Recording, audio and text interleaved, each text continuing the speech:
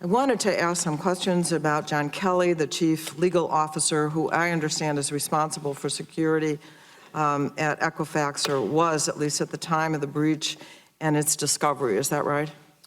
That is correct, Congresswoman. And Mr. Kelly, in turn, reports directly to you, the CEO, correct? Correct. Okay. So we were told that Mr. Kelly was informed by the Chief Security Officer the week of July 30th, we've just been talking about that a cybersecurity incident, you mentioned that, had occurred. Is that correct?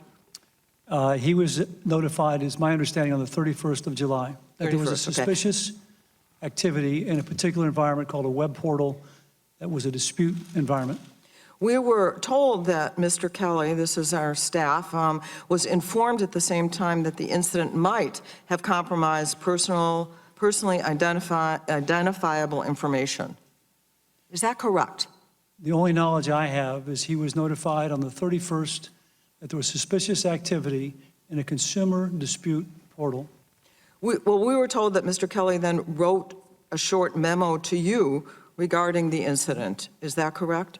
Correct, Congresswoman. And in his email, it said some suspicious activity. Okay. Around that same time, 3 Equifax executives sold over $1 million of Equifax stock. That's on August 1st and August 2nd. And it's reported that Mr. Kelly was ultimately responsible for approving those sales. Is it true that Mr. Kelly or one of his direct reports would have been required to sign off on these stock sales? Yes, Mr. Kelly, who's our general counsel, owns the clearance process. And okay, I have a lot of questions, so the answer is yes. He was supposed to sign off. Yes. Did anyone of these 3 executives have knowledge that cybersecurity incident had occurred? To the best of my knowledge, Congresswoman, no. When were they informed that the incident had occurred? I don't know exactly the date that they were informed, but they were not, to the best of my knowledge, they had no knowledge at the time they cleared their trades to the general counsel. Do you know for sure that they didn't know? To the best of my knowledge, they did not know. Mr. Kelly, who we were told knew of the breach and that it contained personal information and yet still approved the stock sale, is he still Chief Legal Officer for Equifax? Congresswoman, I would come back to it again. He did not know it was a breach when he approved. That it could have been a breach. All he knew at the time, is my understanding, is suspicious activity when he approved the sales. Well, what the heck does suspicious mean? It could be a breach, right? It was deemed suspicious activity. We had no indication that PII was in fact compromised at that time. We had no idea if data was exfiltrated at that time.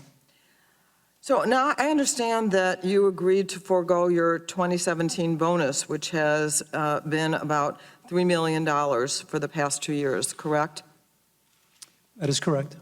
But it's been reported that you will still retain $18 million in pension benefits from Equifax. Is that accurate? That is correct. Retiring, which is the category right now, although the company maintains the right to change that designation, also means you'll be free to sell your Equifax stock, which is worth about $24 million. Is that correct? Congresswoman, that calculation, it's hard to say. It's a complicated calculation. It depends on the total shareholder return of the company at the time the stocks vest. There's multiple variables. That may be an estimate. I've seen different estimates, but it's hard to say what that number is. You won't know till the end of the year. And that's in addition to Equifax stock you sold earlier in this year for $19 million. Is that correct? That sounds correct. And according to one report, you could be eligible for $22 million in performance-based compensation depending how Equifax stock performs in the next 3 years. Is that right? Let me be very clear, if I may, Congresswoman. When I announced my retirement and thought it was best for the company to move forward with a new leader, I agreed to step down at that time with no further compensation. I agreed I should not get a bonus. I agreed there would be no severance. I asked for nothing beyond what I'd already earned. I was just informed by staff that the chief security officer told the chief legal officer verbally that there was PII, that according to a call with staff yesterday, that actually there was a mention of the breach of personally identifiable information. The CSO told us in a call yesterday, is what I just heard from staff. Congresswoman, I have no documentation, no insight, no knowledge that anyone in the company had informed me, or in that case, the chief security officer, or the chief general counsel, that there was a breach on July 31st. Is that what you said? Yes. No, we didn't say a date, I'm told, that our staff didn't say a date.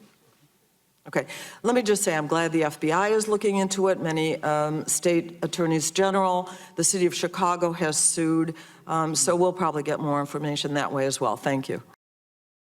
Hey there, thanks for checking out CNBC on YouTube. Be sure to subscribe to stay up to date on all of the day's biggest stories. You can also click on any of the videos around me to watch the latest from CNBC. Thanks for watching.